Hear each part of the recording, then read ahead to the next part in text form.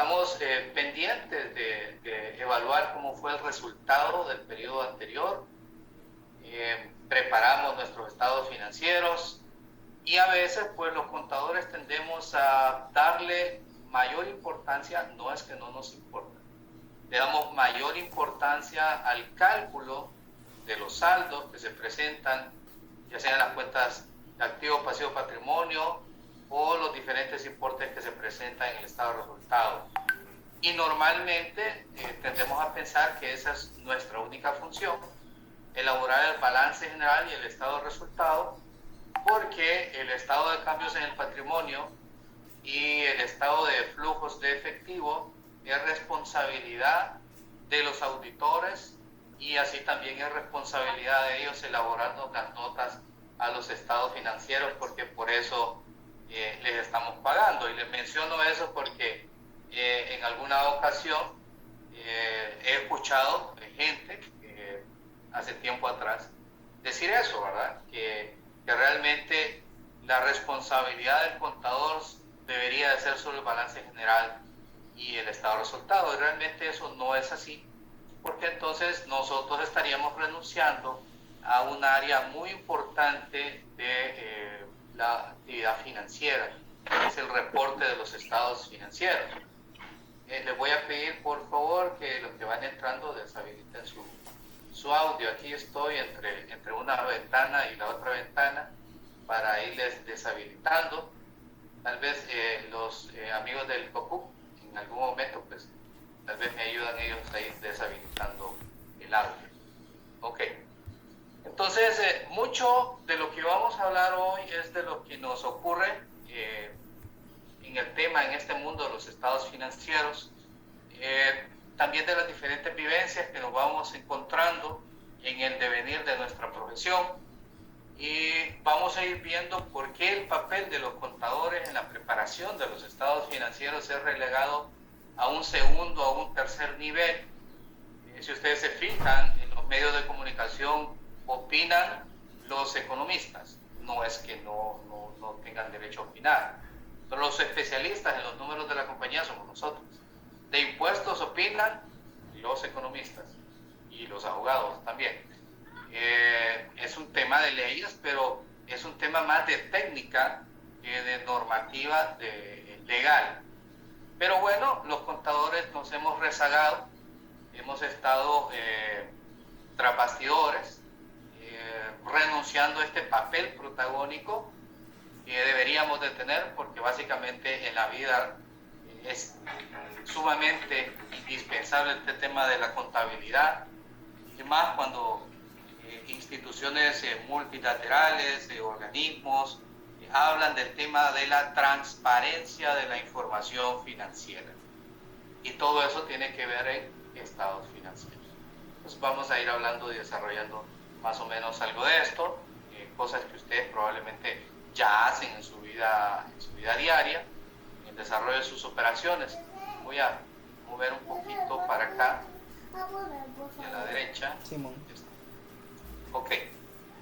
Entonces, el contenido de la sesión, vamos a estar hablando de los estados financieros como la base de la toma de decisiones. Hablaremos, pues ya ustedes saben qué es un balance, cómo está el resultado, un flujo de efectivo, cambio de patrimonio y las notas. Entonces vamos a hablar básicamente de qué es lo que se espera de esos instrumentos o esos informes financieros. Hablaremos de los tipos de análisis de estados financieros. Van a recordar mucho el tema del análisis de estado financiero cuando llegaron Finanzas 1. Haremos un análisis de indicadores financieros, cuáles son los principales indicadores financieros, y no tanto en el cálculo de ellos, sino en base a la importancia y qué es lo que pretendemos medir con cada uno de esos indicadores financieros. Y finalizaremos alrededor de las 11 de la noche aproximadamente, me dijeron, no bromas, a las 7 de la noche, con la jornada de conclusiones. Vamos entrando en materia. Pues el análisis de los estados financieros, pues ¿de qué se trata? Pues se trata de identificar las fortalezas y debilidades de una empresa. Entonces, en ese sentido, nosotros básicamente sabemos que la columna vertebral de las operaciones de una compañía está determinada por a lo que se dedica ella, cuál es su razón de ser, si es la producción, comercialización, distribución de sus productos y servicios. Lógicamente sus ingresos deberían estar potenciados en mayor medida de esas operaciones y en menor medida de la rentabilidad financiera de sus inversiones que realice, porque si no se trata de un banco, entonces obviamente las inversiones financieras deberían ser una actividad accesoria de la cual se espera obtener rentabilidad estacional durante nosotros no ocupemos esos capitales. También pues obviamente vamos a identificar dónde nos duele. ¿Somos eficientes para cobrar a los clientes o tenemos políticas de crédito que necesitan ser modificadas, necesitan ser reestructuradas, o algo que probablemente quizá no lo veamos como malo, las compañías afiliadas del grupo? Es que sí lo veamos como algo completamente natural, que una empresa del grupo nos tenga una cuenta por cobrar y que no la liquide nunca. Entonces, podríamos decir, no, bueno, pero es una compañía afiliada, nosotros no vamos a perder nunca el dinero porque nos lo van a pagar. Y si esa compañía afiliada no nos está pagando el costo del dinero a través del tiempo, entonces económicamente estamos perdiendo el poder adquisitivo de los valores que tenemos pendientes de cobro.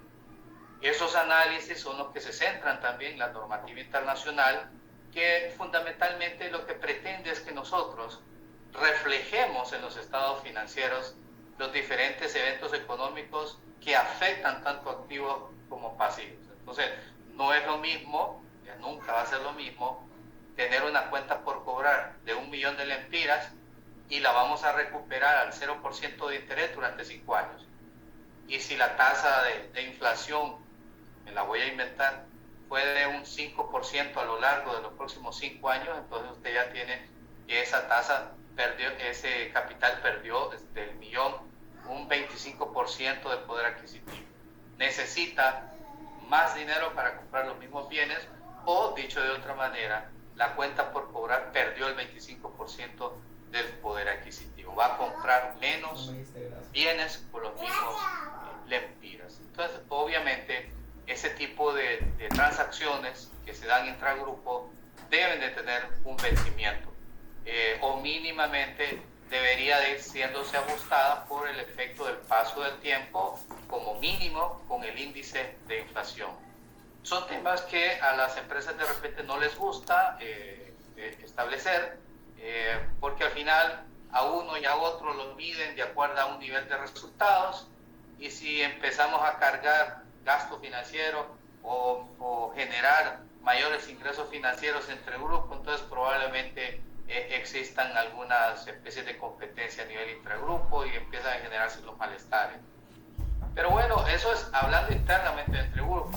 Pero si nosotros le damos una cuenta por cobrar a alguien, la lógica indica que ese alguien le vamos a cobrar una tasa de interés. No podemos dar una cuenta por cobrar a 5 años y no pretender una tasa de interés. Disculpen que a veces me estoy así como que medio distrayendo, pero es que estoy en el audio y estoy tratando de mantener ambos escenarios, entonces me distrae un poco. También pues el análisis de los estados financieros consiste en la evaluación en términos relativos. Entonces, obviamente vamos a tomar un punto de referencia a partir del cual vamos a medir un crecimiento en tanto a ciertos parámetros. Por ejemplo, si el periodo promedio de cobro histórico de la compañía fue de 30 días, entonces obviamente vamos a medir en función de esos 30 días si el periodo promedio de cobro actual es mejor o peor, o si llegamos a tener algún índice de promedio industrial en el cual nosotros nos estamos desempeñando, entonces vamos a poder tener una comparativa de cómo lo hace la industria promedio en la que nos desempeñamos, para definir si los resultados de ejecución de nuestra actividad económica han sido los correctos o los esperados por la administración o por la alta gerencia. También consiste en la comparación interna y externa de las principales variables de negocio. Es muy importante aquí una comparación interna y externa. Normalmente esto se lo dejamos a por decir, los especialistas, los mercadólogos, los de mercadotecnia, diferentes carreras que han ido surgiendo, ingeniería en negocios, etcétera, pero al final básicamente se trata de analizar las diferentes tendencias de nivel financiero y de resultados de operación de la compañía, que deberíamos ser nosotros los contadores, los que deberíamos estar enfrente de estos análisis. Entonces básicamente aquí lo que trata de hacerse es una comparación contra nuestros pares. Si nosotros estamos en el negocio de la farmacéutica, entonces nos vamos a comparar con el promedio del desempeño de las otras compañías farmacéuticas. No tendría sentido que nosotros nos estemos comparando contra una cadena de supermercados, si lo que somos es una compañía de venta de medicinas. También el análisis de estados financieros pues representa el análisis que se puede efectuar para cada cuenta de manera independiente. Si solo estuviéramos evaluando el periodo promedio de cobro, o podríamos estar evaluando toda la liquidez de la compañía y estaríamos hablando entonces del indicador de la liquidez de corto plazo, de la razón rápida, entonces para medir la cantidad de efectivo que nosotros podemos tener disponible para hacerle frente a nuestras obligaciones a corto plazo conforme estas se van venciendo. Podemos incluso hacer un análisis de indicador financiero solo para el estado de flujos de efectivo, o solo para el estado de resultados, o solo para el balance. Entonces, obviamente, cuando nosotros vamos a hacer un análisis, pues se supone que tenemos que tener una visión holística de todo el desempeño que ha tenido la compañía al final de un periodo determinado. Y en función de esto, pues, los pasos que deberíamos de seguir es obtener los indicadores financieros, los ratios, interpretar los resultados, son buenos, son malos, son deficientes, andan dentro del promedio industrial, y en función de eso tomar las decisiones que nos van a orientar al informe pues, que vamos a presentar. Los principales objetivos que trata el análisis de estados financieros es pues, evaluar la capacidad de pagar a corto plazo que tiene la compañía, y a eso le denominamos la liquidez. Evaluar, muy importante, la capacidad que la gerencia tiene para administrar los recursos que se le han confiado.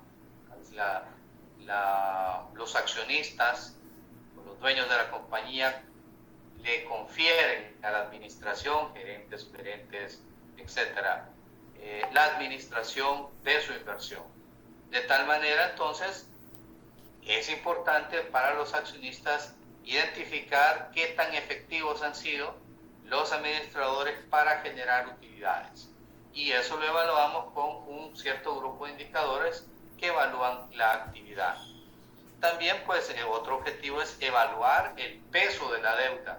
Y muy importante, porque la deuda no siempre es mala, ¿verdad? Entonces, la deuda mal manejada es mala, pero la deuda bien manejada se convierte en algo natural en la vida tanto de los seres humanos como personas individuales, como en la vida de las empresas, implica crecimiento. Entonces evaluamos el peso de la deuda y su capacidad de pago. Como todo en la vida, le vamos a evaluar la rentabilidad. ¿Cuál es el beneficio de yo estar operando este negocio?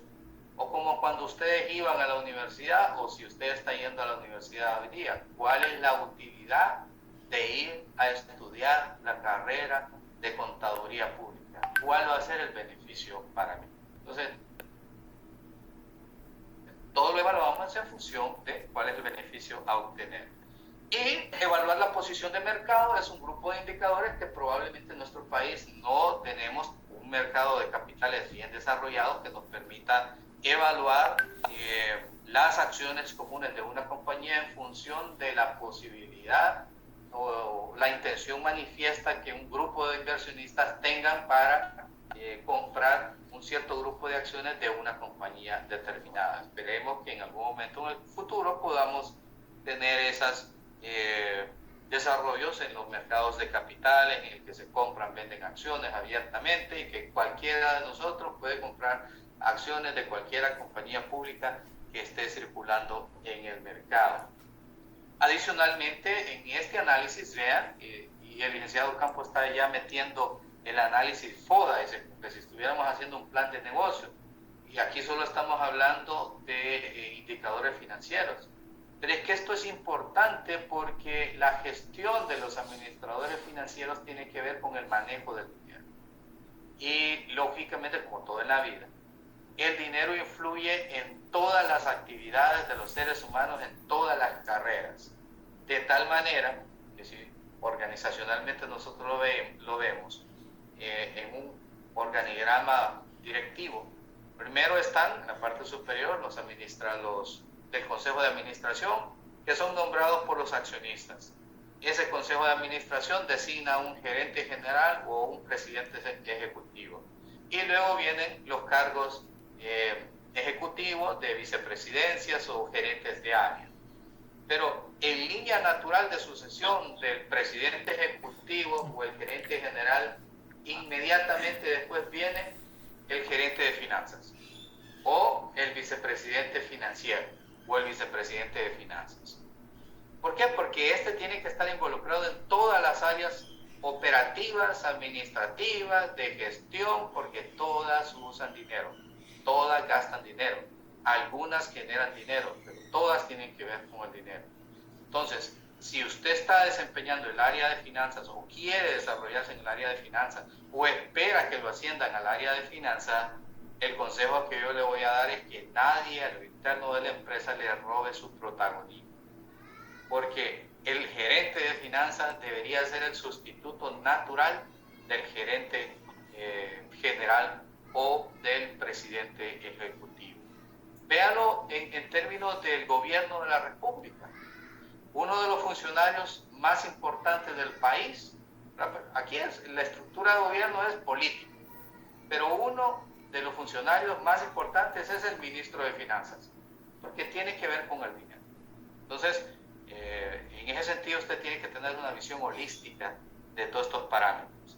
Entonces tenemos que hacer un análisis de la estructura de la empresa, debemos conocer muy bien la misión, visión, valores, debemos estar orientados en el organigrama de la compañía, que somos el sustituto natural de la gerencia general. Debemos de tener claro el segmento de mercado en el cual posee la compañía, porque en función de eso van a incorporarse los flujos de efectivo que vamos a utilizar tanto en las actividades de inversión o como para el pago de la deuda.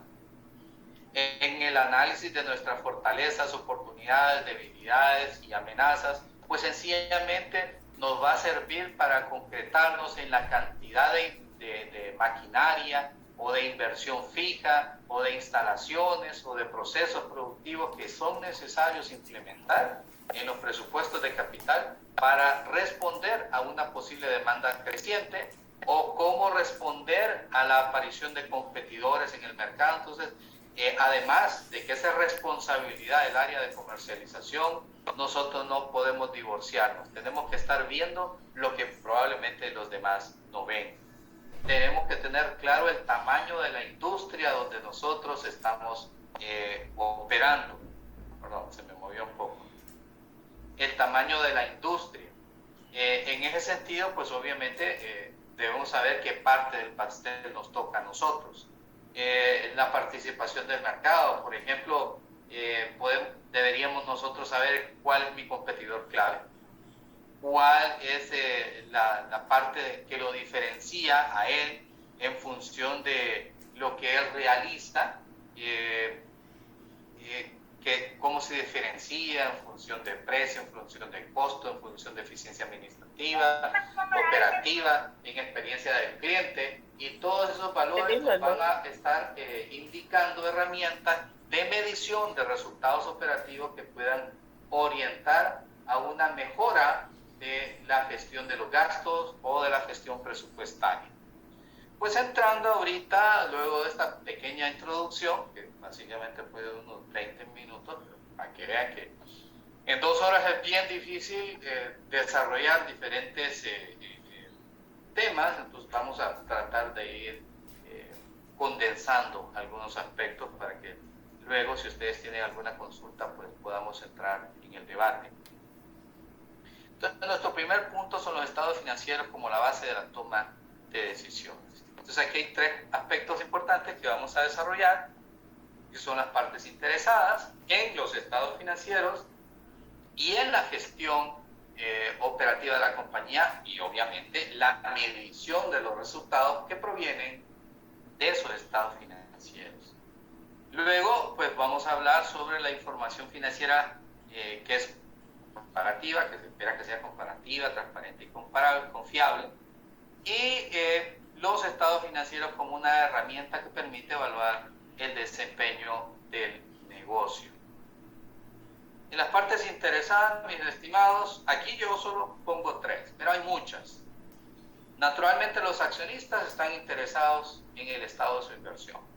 Los acreedores les interesa la capacidad de pagar la deuda que tiene la compañía y ellos se centran en el periodo promedio de pago, en la capacidad de pago del gasto financiero, en el nivel de endeudamiento, en los índices de liquidez, en la solvencia patrimonial, porque en función de eso tienen capacidad de repagar la deuda. Los administradores naturalmente, porque en función de mejores desempeños, así van a ser sus mejores beneficios, mejores sueldos, bonos más altos y lógicamente su estabilidad en el desempeño de los cargos.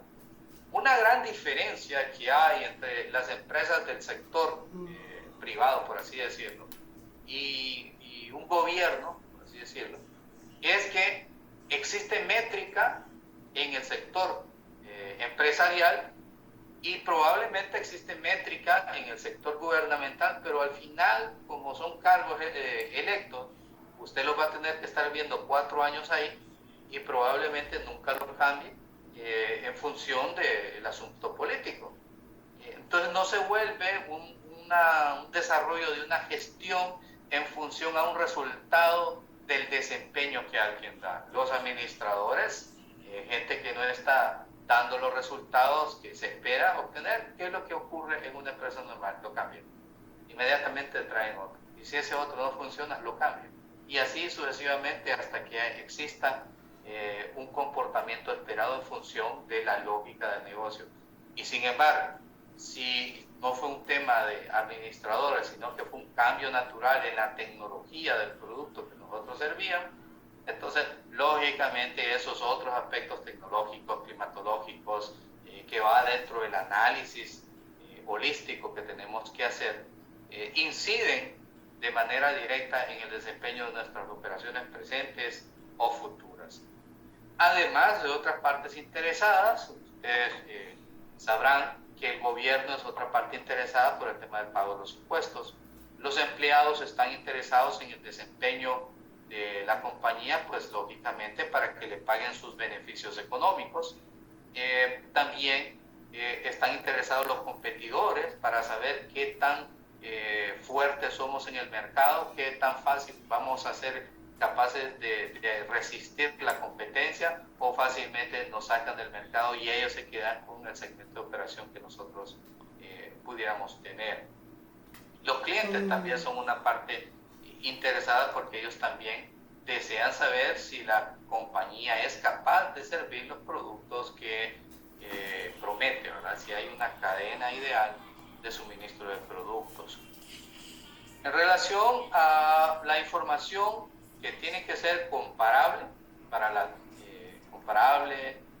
transparente, oportuna y fiable para la toma de las decisiones, esta información debe estar preparada de acuerdo a un estándar.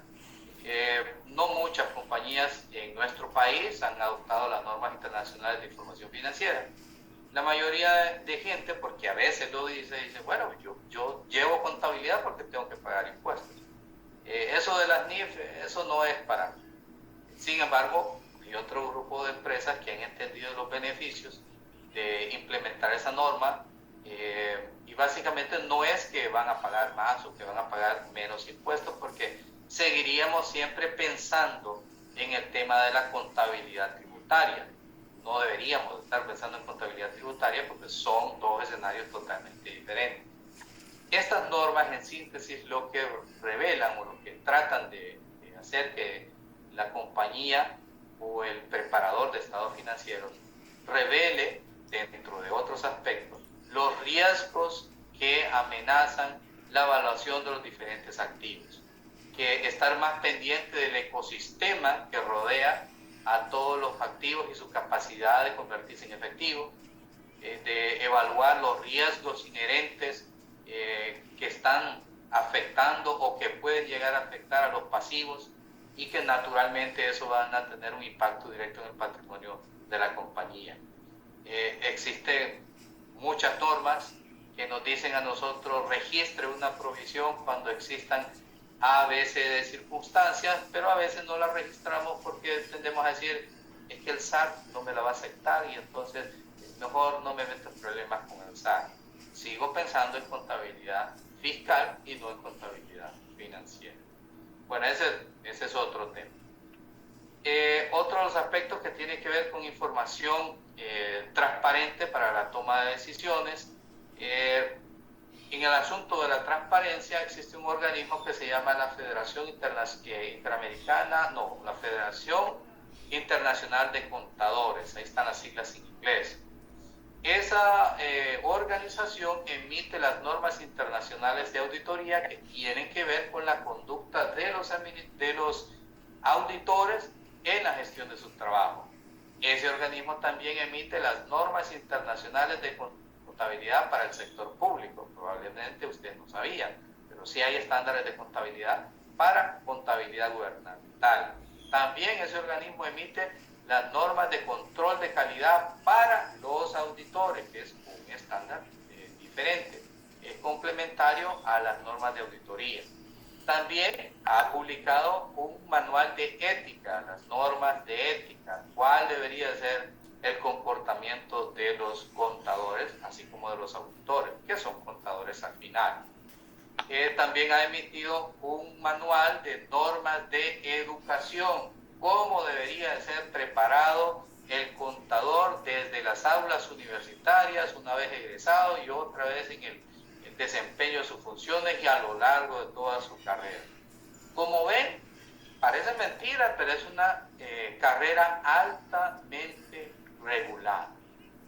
Ustedes que están en este mundo de los números deberán saber que aunque en nuestro país muchos de estos términos se conocen, pero que todavía estamos en etapas tempranas de llevar a cabo la implementación de una carrera regulada, que esos son muchos de los desafíos que tiene el Colegio de Contadores y las futuras generaciones, deberán desarrollar mucho trabajo en función de esto, porque si queremos estar en función de estándares internacionales, pues lógicamente tenemos que estar pensando desde cómo se prepara el contador desde la aula universitaria a lo largo de su horizonte productivo en la vida profesional.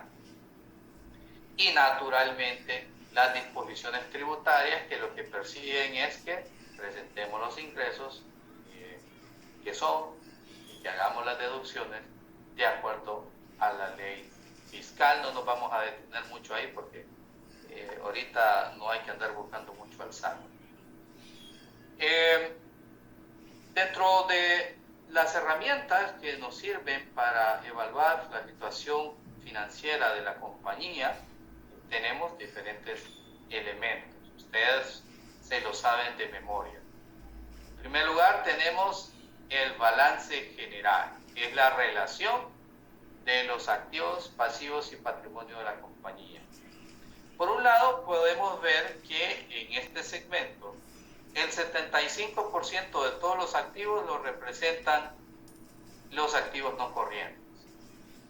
En esta sección tenemos destinados aquellos activos de largo plazo que son utilizados en la gestión del negocio o en la producción de un artículo que posteriormente se va a vender. esos activos de largo plazo normalmente son más rentables que los activos de corto plazo. Financiado, pero ¿por qué? Pues no es que los activos corrientes sean menos que los activos no corrientes. Sin embargo, si nosotros vemos dentro de los activos corrientes, tenemos el efectivo en bancos. Si es cuenta corriente, no gana una tasa de interés, más bien le sacan la tasa de seguridad. Si lo tienen certificado de depósito, pues la tasa que está ganando ahorita, que en promedio anda en el 4.20%, es menor a la tasa de inflación, que es mucho menos rentable. Que estar teniendo el dinero trabajando en producir un servicio o generar la venta de productos, porque a este producto le vamos a generar un margen de ganancia que probablemente sea de 20, 30, 40, 50%. Entonces, imagínense que nosotros compramos inventario, lo vendemos y tenemos un margen de ganancia del 50%. Es sumamente más rentable reinvertir esa plata en la expansión de la compañía que en estar depositándolo en un certificado a corto plazo en la institución financiera, porque ni siquiera va a ganar la tasa de inflación. Alguien podría decir, sí, pero eso me va a disminuir el riesgo de la liquidez. Sí, y es correcto, pero también le va a disminuir la rentabilidad. Entonces, debemos de tener nosotros como administradores financieros una relación adecuada entre los activos corrientes y los activos no corrientes. Naturalmente, debemos invertir la plata en activos productivos. Más adelante vamos a ver un indicador que se llama la rotación de los activos totales, que tiene que ver con la relación que guardan los ingresos por venta y los activos totales. Y eso quiere decir que los activos han sido eficientes o deficientes para generar ingresos por venta. Entonces, obviamente, una compañía, vamos a suponer, de ventas al detalle, deberá, si tiene inversiones en activos no corrientes, su gran parte de la inversión deberá estar estructurada en salas de venta. Una compañía de producción debería tener gran parte de su inversión en maquinaria, en edificaciones para la maquinaria. Una compañía de bienes y raíces o que se dedique a producir rentas por alquileres debería tener gran parte de su inversión en edificaciones o locales comerciales. ¿Por qué? Porque son los que les obtienen flujos de efectivo producto de su actividad normal, a lo que le pueden aplicar una tasa de rentabilidad sumamente más alta.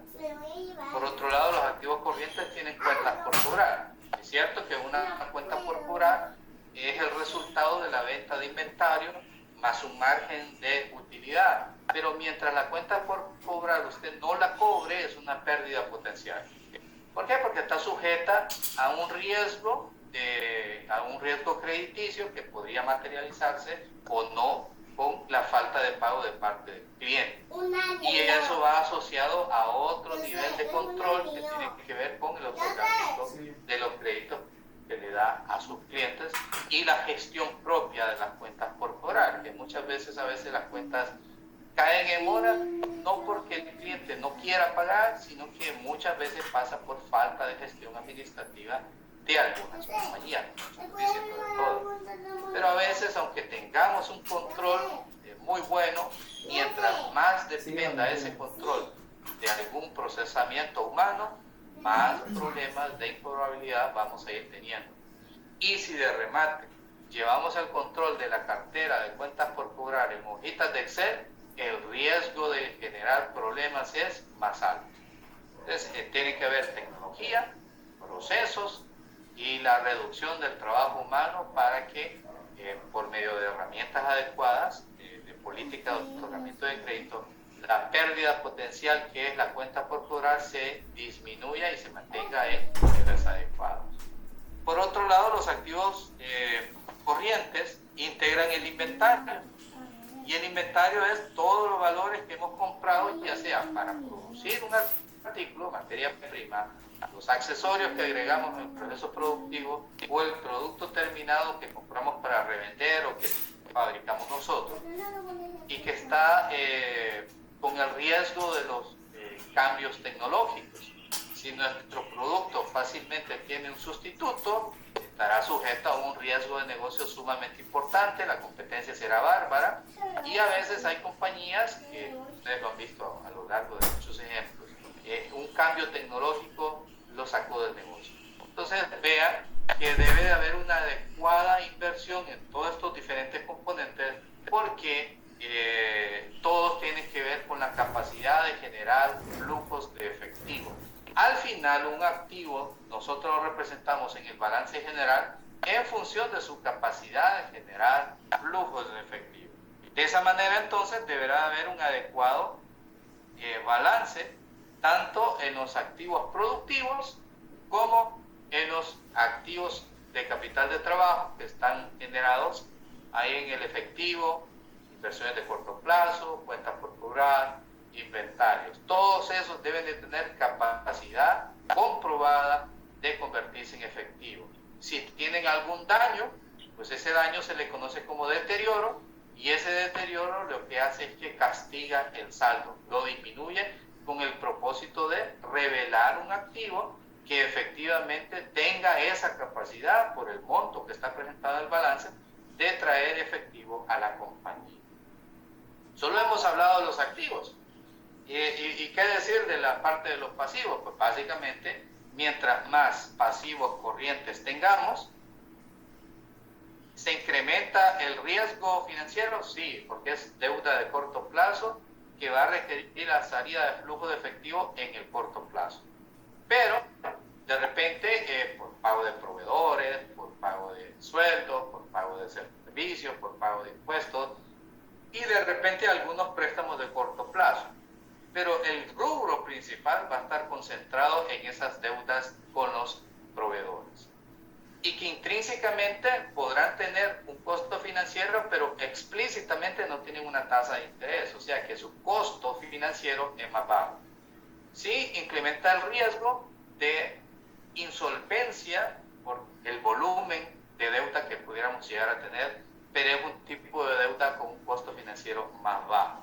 Entonces, en la medida de que los flujos de efectivo sean relativamente previsibles, es más recomendable para un administrador financiero tener pasivos corrientes más altos que pasivos no corrientes, porque los pasivos no corrientes son deudas de largo plazo sobre las que se van a tener compromisos de largo plazo pagando una tasa de interés, y naturalmente va a ser un costo financiero mucho más alto.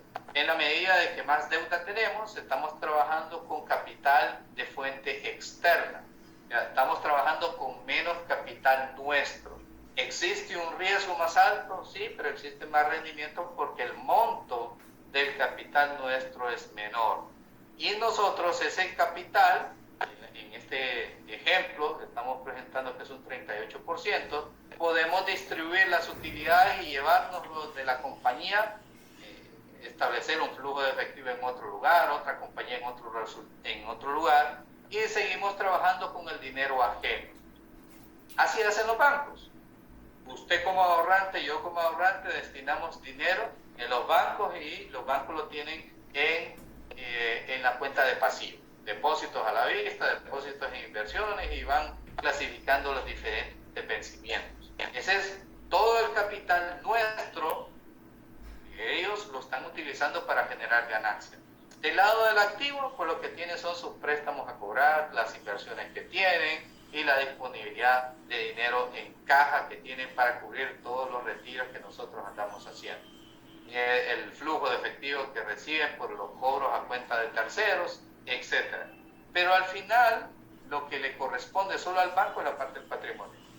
Mientras más pasivos de largo plazo o de corto plazo ellos tengan en función del patrimonio, más dinero están utilizando de fuente externa para generar sus ganancias. Su inversión es menor. Esa es la lógica de un balance general.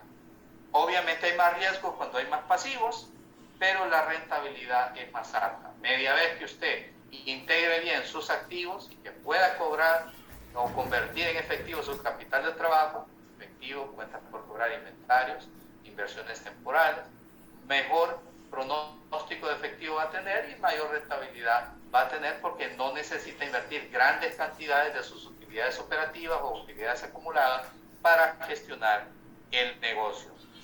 Otra herramienta que nos sirve para evaluar el desempeño de nuestra compañía es el estado de resultado, que compara el desempeño de nuestra compañía, su diario cotidiano, para generar ingresos contra los costos necesarios para producir esos ingresos. Entonces hacemos una comparación de los ingresos menos de los egresos y como diferencial tenemos el margen bruto, lo que resulta de la columna vertebral de las operaciones de la compañía.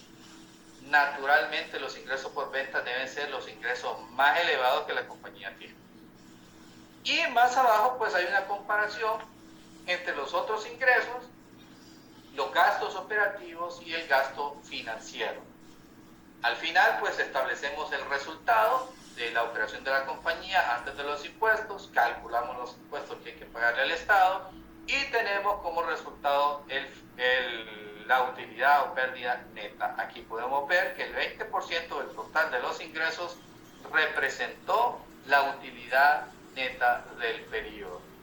Muchas personas, de repente ustedes lo tienen bien claro, pero muchas personas piensan que los ingresos son utilidad. Muchas personas, y a veces los emprendedores les pasa, que media vez empiezan a vender y se van para arriba con las ventas, se les olvida que hay que pagarle a los proveedores, se les olvida que hay gastos asociados a ese ingreso, se les olvida que tienen que pagar luz, que tienen que pagar los otros servicios y que de repente se tienen que pagar ellos y que a veces el desorden se genera porque no se pagan un sueldo, sino que agarran 500 hoy, agarran 500 mañana, y ya lo voy a poner, agarran 500 por acá y se lo gastaron y no saben ni qué. ¿Por qué piensan que el flujo de efectivo por venta es utilidad? Y eso es la receta para el desastre que evita que ellos tengan un crecimiento. Por lo general, muy probablemente muchos de ustedes han de haber recomendado eso. Póngase un sueldo. Si usted es el dueño, póngase un sueldo. Y póngase un sueldo común y corriente, como que si a usted le tocara trabajar en otro lugar y en función de eso lleve a cabo sus operaciones. Todo el mundo sabe que usted es el dueño, pero actúe como que usted simplemente es el administrador, porque estará distribuyéndose como utilidades los ingresos por las ventas y ahí automáticamente va a quebrar la compañía. Esto es muy fácil verlo cuando nosotros no somos los dueños, cuando somos los que estamos haciendo la contabilidad para otros. Somos buenos para dar este consejo, pero cuando ya nosotros somos los dueños de un emprendimiento, metemos la mano aquí, metemos la mano allá, metemos la mano acá y de repente decimos, ¿y el negocio por qué no me funcionó? Porque somos candiles de la calle y oscuridad de la casa. Ese estado financiero que está ahí, que se denomina estado de flujo de efectivo, muy probablemente muchos lo hacen, pero muchos no lo hacen. Y eso es diametralmente importante para los administradores financieros porque nos permite a nosotros determinar si las operaciones de la compañía, la columna vertebral de las transacciones, generan el suficiente efectivo para poder mantener su operación. Clasificamos los flujos de efectivo en 3 categorías: operación, inversión, financiamiento, pero el primero básicamente resulta del diario cotidiano de la compañía, de su capacidad de generar ingresos. Por el lado de las actividades de inversión es la plata que hemos utilizado, ya sea para comprar activos, propiedad, planta y equipo, vehículos, edificaciones, sistemas de cómputo, etcétera, así como inversiones en instrumentos financieros que se espera que obtengan una tasa de rentabilidad determinada. Pero ese es el efectivo que estamos utilizando para invertir. Ojo, se esperaría entonces que ese efectivo genere una rentabilidad. Si yo invierto 75, yo esperaría entonces recuperar esos 75 más una tasa de rentabilidad. Yo esperaría recuperar 90. Pero si esos desembolsos, esos 75, solo los estoy utilizando y no invierto en activos que me van a generar ingresos, entonces básicamente me estoy metiendo en un problema. Si nosotros nosotros entonces visualicemos que acabamos de comprar una compañía o desarrollamos nuestro propio emprendimiento y nosotros hemos crecido de manera significativa. Y nos compramos un carro porque la gente se tiene que dar cuenta de que tenemos billetes. Y así como lo podemos pensar nosotros como seres humanos comunes y corrientes, que nuestro emprendimiento funcionó y nos compramos un carro. Recuerden, el carro no genera ingresos, es una máquina de producción, no es una computadora que procesa números, a no ser que el carro lo utilicemos para visitas a los clientes de alto perfil y que eso nos ayude a atraer clientes, entonces sí sería un activo productivo. Pero si solo es un carro para que pues, me vean, porque me veo bien en el carro, esa inversión le va a generar un costo, mantenimiento, combustible, seguro, depreciación, etcétera, y no le va a estar reportando ingresos. Entonces, si las compañías, así como nosotros en la vida personal, gastamos nuestra plata y no la invertimos, vean la diferencia, gastar e invertir. Sí, es un gasto, es un desembolso que no espera a cambio un ingreso futuro. Una inversión, pues es un desembolso que espera un rendimiento futuro. Entonces, obviamente, si la compañía suya solo está haciendo desembolso, de un lugar está saliendo la plata. Y en ese comparativo usted puede ver que dentro de 80 y 75, la mayor cantidad del flujo de efectivo que generan las operaciones se ha ido en inversiones. Entonces, pero licenciado, aquí estamos obteniendo dinero prestado también de las instituciones financieras, o probablemente los accionistas tuvieron que implementar un aumento de capital. Pero en la mayoría de los casos son préstamos. En la mayoría de los casos para personas naturales es la tarjeta de crédito. Y ahorita de Semana Santa muchas tarjetas de crédito se van a ir a deslizar. Pero la deuda hay que pagarla. Entonces esta herramienta le sirve a la compañía para determinar si realmente las inversiones que está haciendo en esa categoría 2 de las actividades de inversión, ese flujo de efectivo se le va a retribuir con la recuperación de la inversión bajo una tasa de rentabilidad que le permita obtener un flujo efectivo más alto, o sencillamente han sido inversiones malas. Imagínense que se invirtió toda la plata en un certificado de depósito en una financiera de patito y de repente quebró, perdió el flujo de efectivo. Y de repente hay que pagar toda la parte del gasto financiero y además el reembolso de la deuda. Entonces, este estado de flujo de efectivo responde a la necesidad de las compañías de determinar si sus operaciones son realmente viables, no rentables, viables desde el punto de vista del efectivo.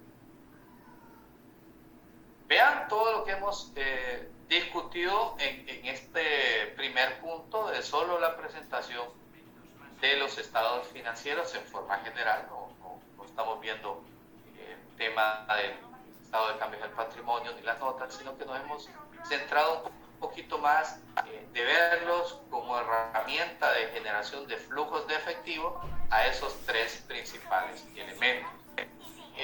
Vean que cada rato estoy hablando de flujos de efectivo, flujos de efectivo. ¿Es importante para los administradores financieros conocer las utilidades? Sí, es muy importante. Pero es más importante saber la capacidad real de generación de efectivo, porque los sueldos de los empleados se pagan con efectivo, los impuestos con efectivo, los dividendos para los accionistas con efectivo, la ampliación de las instalaciones con efectivo, préstamos con efectivo. Ustedes saben que la utilización de una política contable diferente puede generar utilidades diferentes.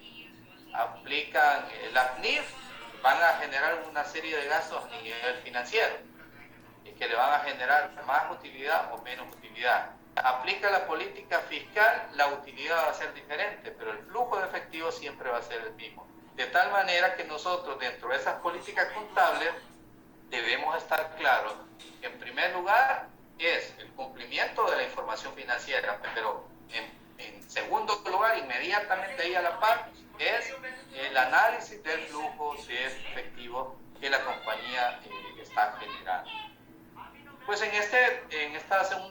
base que tiene que ver con el análisis de los flujos de efectivo, veremos que hay dos tipos de análisis, el análisis horizontal y el análisis vertical. Haciendo una especie de analogía, el análisis horizontal es básicamente evaluar una razón financiera, un grupo de razones financieras o toda la compañía a lo largo de un horizonte. Es evaluar cómo ha ido creciendo la compañía desde su fundación, ya por 1990, que pues empezaba a aprenderse los diferentes negocios, el comportamiento del cliente, la competencia, iba dando sus pininos. Ya más o menos por el 2004 ya sabía caminar bien, ya tenía claro quiénes eran sus clientes y de repente le hacía falta entrar en un aspecto más competitivo, de más tecnología, de expansión de mercado, de innovación de producto, etc. Más por el 2015, pues ya es una compañía un poquito más consolidada, está más consciente de los riesgos que asume y la respuesta que le da a esos riesgos, ya tiene una estructura organizacional un poquito más robusta, ya tiene unidades de auditoría consolidadas, consejos administrativos importantes, directores especialistas, y llega a una etapa de madurez a la cual pues tiene como un objetivo llegar a convertirse en un líder, a tener un segmento del mercado, etc. Entonces, en esa evolución horizontal, todos los seres humanos esperamos ir mejorando en el camino de nuestra vida. Entonces, bueno, básicamente ahí indica esa evolución, y aquí es muy importante determinar un punto inicial y el punto final del análisis para determinar si hemos crecido o no hemos crecido. Probablemente algunos se sintieron identificados, o algunas se sintieron identificados con alguna imagen que está ahí, y básicamente las dejé para que ustedes aprendieran mejor la idea que se pretende seguir. Aquí vemos un análisis horizontal de las cuentas del balance general en la sección de los activos de la compañía. Podemos ver que entre un año y el otro, el efectivo tuvo una reducción, las cuentas por cobrar un aumento. En general, los activos corrientes se crecieron un 3.2%. Los activos totales tuvieron una reducción del 7.4%, y esto generado por una reducción importante en la sección de las inversiones financieras de largo plazo. Es decir, tuvimos que liquidar inversiones financieras de largo plazo porque muy probablemente necesitamos ese dinero. No hubo restitución, ahí lo que hicimos es cambiar los instrumentos financieros y traer el dinero porque lo ocupábamos. Debería estar ese cambio de $82,000 incluido en el aumento del efectivo, pero vemos que el efectivo y las disponibilidades de corto plazo realmente disminuyeron. Entonces, lo que nos puede decir eso es que usamos el efectivo para comprar planta y equipo o para pagar deuda. Entonces, no fue para comprar planta y equipo, entonces muy probablemente fue para el pago de deuda. Pueden ver que la compañía aquí está teniendo problemas con las cuentas por cobrar. Entonces, se incrementaron, no necesariamente es bueno o es malo, pudo haber sido incremento de las ventas, pero naturalmente si estas cuentas se deben, las cuentas por cobrar, a un aumento derivado de la mora que se tiene con los clientes o la incapacidad de poder cobrarle a ellos, entonces sí vamos experimentando problemas importantes, porque haber convertido las inversiones financieras de largo plazo en efectivo, derivado de que no le podemos cobrar a los clientes, estamos utilizando los ahorros para cumplir el pago de las obligaciones porque los clientes no nos están pagando. Naturalmente existe ahí un problema en el análisis de esas cifras que podemos estar viendo. Entonces, obviamente eso nos va a ir introduciendo a medidas ampliadas para identificar las causas y obviamente la respuesta a esos eventos. Entonces ahí vemos que los incrementos o las disminuciones no siempre son buenas, no siempre son malas, van a ir todas relacionadas unas y otras, y eso nos va a tirar la pauta de saber si ha habido un mejoramiento o ha habido un empeoramiento de la condición financiera de la compañía. Entonces ese análisis horizontal es una técnica que se realiza y que se utiliza para evaluar la evolución de los estados financieros de una empresa a lo largo del tiempo. Se compara pues, la información financiera de 2 o más periodos, depende del horizonte de planeación que nosotros estemos dando, y permite identificar las tendencias, los cambios significativos que nos van a ir dando la pauta de que si la compañía lo está haciendo bien o lo está haciendo mal. Aquí vemos un horizontal del estado de resultado. Podemos ver que los ingresos por venta a nivel bruto tuvieron un incremento del 24%, la devolución de sobreventas disminuyeron, o sea que tuvimos más eficiencia en la gestión de las devoluciones.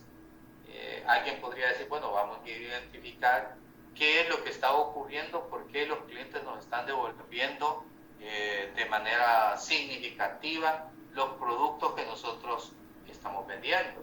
Existe una política de devolución sumamente débil, o como se ha hecho famoso en los Estados Unidos desde hace mucho tiempo, que dicen, bueno, si yo voy a Walmart, me pongo, pero Walmart en los Estados Unidos, me pongo un vestido, lo utilizo para la fiesta, no le quito las etiquetas y después lo devuelvo y le digo, fíjese que no me gustó, no me quedó, pero yo ya lo usé, ahí van las etiquetas, me devuelven el dinero y entonces ese producto ya nadie más lo va a utilizar, ya está utilizado.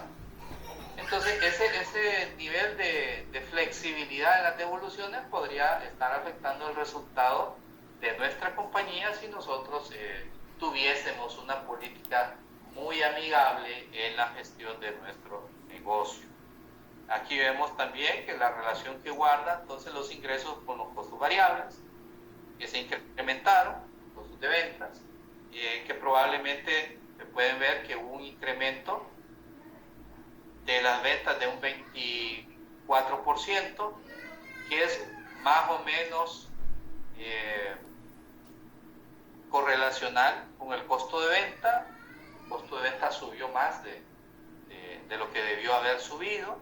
O sea, puede ser que creció derivado del incremento de las ventas en su mayoría, pero pudo haber tenido otros indicadores de incremento que nosotros podríamos ir a detallar más abajo. Ya nos metimos a la planta productiva y entonces podemos ir identificando que existe mucho desperdicio, existe mucho tiempo de espera, existe materias primas demasiado averiadas, suministros de mala calidad, etcétera, y que nos incrementó el tema de los costos de producción o pérdidas de inventario que se cargaron al costo, etcétera, y eso nos va a ir dando pues un parámetro de investigación como que más profundo. Podemos ver que al final la utilidad de los impuestos representó el 11%, pero que los gastos financieros se incrementaron un 66%.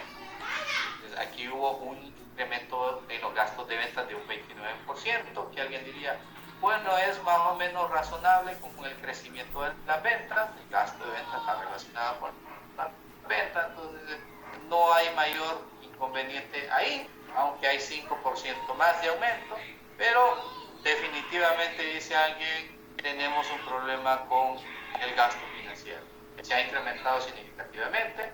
Vamos a identificar entonces esos préstamos que han surgido, de qué se derivaron, y hacemos la diligencia más ampliada. Vamos a identificar que si ese gasto financiero,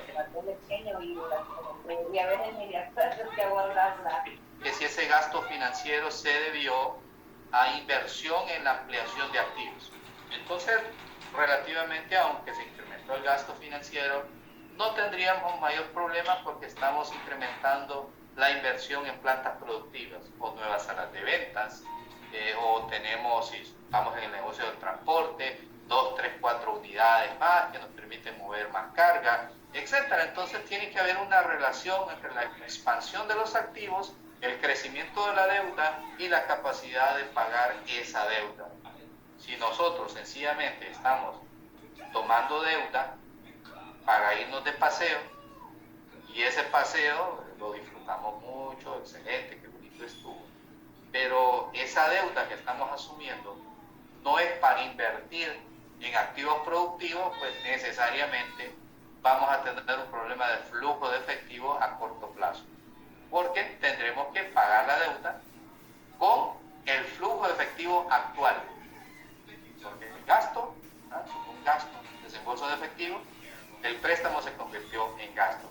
Esa es la gran diferencia entonces entre la administración de una empresa y de una persona natural, que las personas conocen el desembolso, pero no saben diferenciar entre inversión y gasto.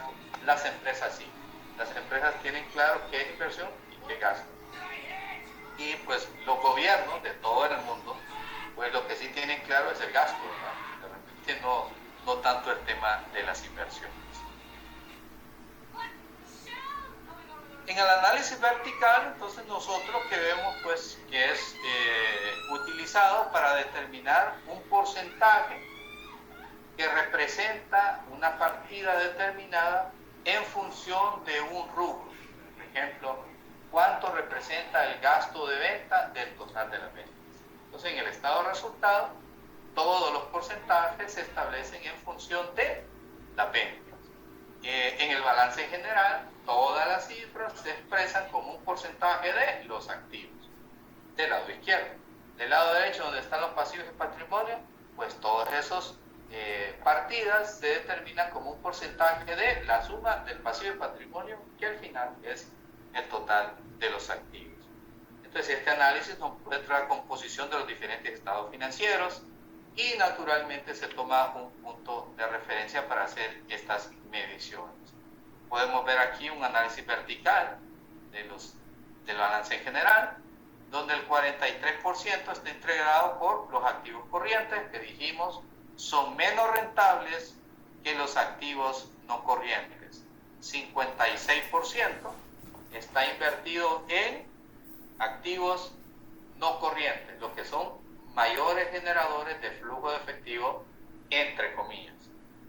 Naturalmente, los activos fijos netos, maquinaria y equipo, vehículos, transporte y todo, se supone que estos son los activos más rentables que tiene el balance general. Licenciado, pero es que esos solo son edificios y nosotros estamos vendiendo los edificios. Sí, pero los edificios le sirven para gestionar el negocio. Y ahí es donde usted hace la labor de venta. Y ahí el producto que usted compró en 10 lo vendió en 25. Entonces usted tuvo un 150% de ganancia. O sea que el edificio, como un grupo de activos, le sirvió para generar mayores niveles de rentabilidad. Licenciado, entonces si yo tengo 3 casas, ¿voy a generar más flujo de efectivo? Lógicamente. Entonces va a generar más efectivo en función del mayor volumen de inversión que usted tenga en casas, en carros, en taxis. Es que a mí me gusta invertir en taxis. Pues va a generar más flujo de efectivo si tiene 4 taxis, 5 taxis, o si tiene una tienda, 2 tiendas, 4 tiendas. Entonces, lógicamente, su negocio va a ir creciendo en función de su planta productiva. No necesariamente es una fábrica, es en función de los activos que son capaces de generar flujos de efectivo. Las inversiones de largo plazo pues generan una tasa de interés que es más o menos estable y como lo decíamos al inicio, ahorita la tasa de rentabilidad promedio en el sistema financiero anda en un 4.20, algunos pagan 6, otros pagan 7, los bonos del Banco Central andarán en 3 o 4, algunos bonos corporativos en algunos bancos andan en un 7%, pero los certificados de depósito más o menos andan en 3, 4, 4, 5 y así. Y si usted una cartera de inversión le saca un promedio ponderado, entonces más o menos va a andar en un 4.50. Hace como una semana hice un cálculo y me anduvo como por 4.30 más o menos. Y si la inflación anda en 9,80 ahorita en febrero, de acuerdo al Banco Central, entonces básicamente la rentabilidad sobre las inversiones financieras, depósitos de corto plazo, bonos corporativos, es negativa. O sea que no está ganando, está perdiendo. Los bancos están recibiendo dinero barato y los bancos le siguen prestando la tasa de interés, la tasa de tarjeta de crédito al 54%, al 40%. Los bancos le siguen prestando en sus préstamos de carro, de casa, 15, 16, 17, 18%, pero están colectando dinero barato. Entonces, lógicamente, ellos están generando un crecimiento exponencial de esos ingresos. Entonces, el tema de saber el costo real de sus ingresos. Entonces, ¿dónde yo genero más ingresos con mis activos? No debería, si usted está administrando, si usted es un gerente financiero, usted no debería de tener grandes cantidades como inversiones de largo plazo, porque son menos rentables que invertir su plata en la expansión de sus operaciones. Licenciado, pero es que hay un problema. Si yo soy una compañía de seguros, a mí ya la Comisión de Banco y Seguros me dice dónde debo yo invertir. Yo no puedo andar invirtiendo en todos lados. Hay un reglamento de inversiones que me dice vamos a invertir aquí en el sistema financiero. Y si el sistema financiero vos lo está pagando 2, 3, 4, 5, ya la comisión me obliga a perder. Sí y no, porque también usted puede diversificar su inversión. El reglamento de inversión implica que usted puede invertir en cierto universo de actividades, pero normalmente los fondos de pensiones, las compañías de seguro son un poquito más conservadoras y tienden a guardar más su plata en el sistema financiero, se arriesgan menos. Las compañías de seguro perfectamente pueden prestar plata, están habilitadas para eso, pero normalmente ellos son más conservadores. Y sí, los fondos de pensiones o los fondos de pensiones hacen préstamos para vivienda, etcétera, pero los grandes excedentes, las aportaciones que reciben, las reinvierten en el sistema financiero porque hay un reglamento de inversión. Entonces los obligan a ganar poco. Entonces el negocio lo hacen los bancos, definitivo. Entonces si nosotros en la empresa empezamos a pensar como banco, le vamos a sacar mayor rentabilidad a nuestros flujos de efectivo en la expansión de nuestras operaciones que estar tomando esa plata para invertirla en el banco, porque imagínese una crisis económica, usted ya perdió la plata. Y de aquí a que liquiden el banco, solo le van a dar un seguro por 150,000 lempiras. Y de aquí a que liquiden el banco para recuperar su inversión o su depósito, pasarán 5, 6, 7 años. Y durante ese periodo de tiempo no le van a pagar el valor del dinero a través del tiempo. Entonces, obviamente es un análisis de riesgos, pero siempre va a ser más rentable invertir sus excedentes de operación en la misma compañía para ampliar sus operaciones y de esa manera pues la rentabilidad va a ser mayor. Más riesgo, pero es más rentable. Ok. El vertical del estado de resultado. Tenemos que en el estado de resultado todas las cifras se expresan como un porcentaje de las ventas. Entonces aquí como que no hay mayor cosa que decir. Tenemos un 66% del costo de ventas en el año 2022, un 68% en 2023, un incremento de proporcionalmente del 2%. Tenemos más costos en el año 2023 y van las preguntas, ¿por qué? ¿A qué se deriva todo eso? Entonces vemos más o menos el mismo comportamiento de los indicadores de los otros ingresos y gastos operativos, casi que andan similares. El gasto financiero creció significativamente al doble y estos son parámetros que nos permiten incrementar las pruebas. Ciclo de conversión del efectivo.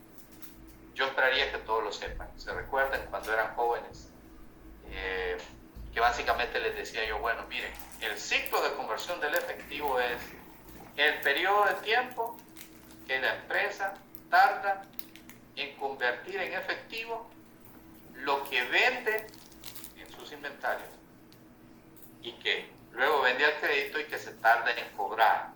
A eso le llamamos un ciclo de operación. Y en medio de ese ciclo de operación, utiliza efectivos para pagarle a los proveedores. Los proveedores financieros parte del ciclo de operación, que básicamente es la relación de cuentas que integra el capital de trabajo de la compañía. Entonces, lo importante es que en los inventarios, la edad promedio de inventarios, que refleja el periodo de tiempo que están los inventarios en nuestro poder hasta la venta, tenga una rotación adecuada, que esté dentro del parámetro previsible. Es decir, si la competencia, tenemos que analizar la competencia. Si la competencia normalmente rota en promedio su inventario cada 30 años,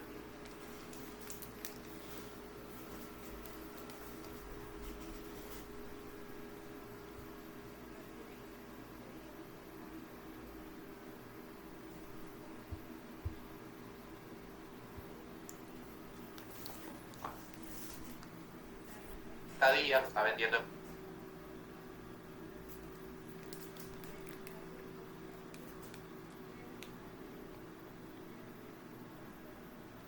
promedio. Naturalmente nosotros debemos andar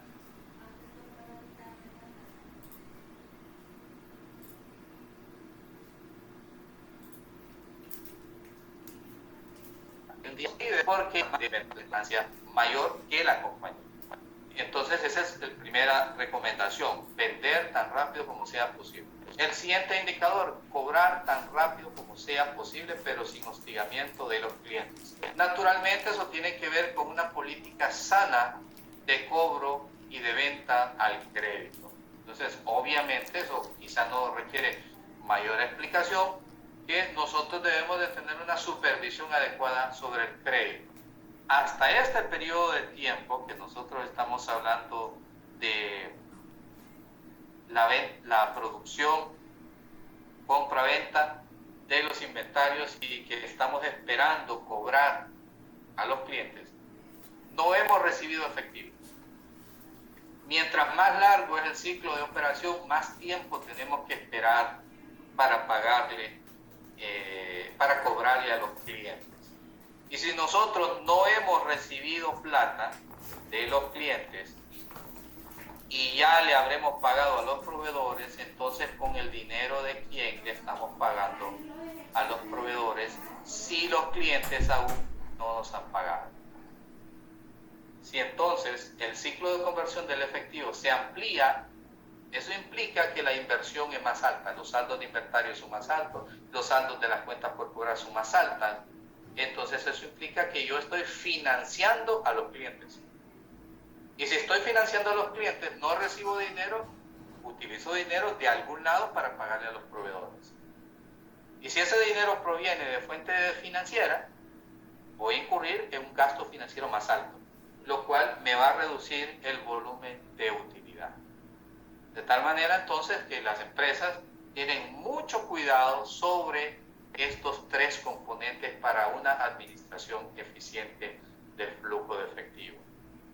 Vender tan rápido como sea posible, cobrar tan rápido como sea posible y que los proveedores nos alarguen el crédito lo más posible para que el periodo de tiempo entre lo que yo le cobro al cliente y le pago al proveedor sea cada vez más corto, más cerca, para no necesitar financiamiento externo sobre el que yo tenga que pagar una tasa de interés. Si el capital de trabajo se reduce, entonces menos financiamiento externo voy a requerir. Pasé aquí un equilibrio entre rentabilidad y riesgo que básicamente ya se los expliqué, que tiene que ver con las diferentes relaciones de los activos corrientes que son menos rentables que los pasivos no corrientes. Este es más o menos el esquema de un estado de flujo de efectivo, donde pues ya ya lo vimos clasificado en 3 áreas.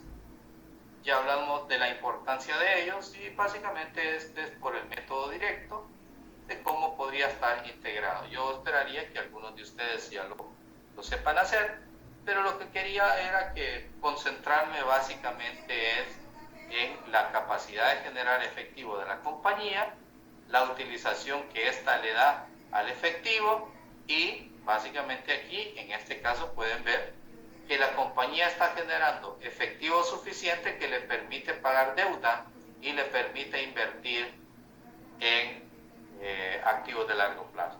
Y al final del año tiene no tanto efectivo, pero el efectivo es positivo. O sea que la actividad operativa de la compañía aquí es muy buena.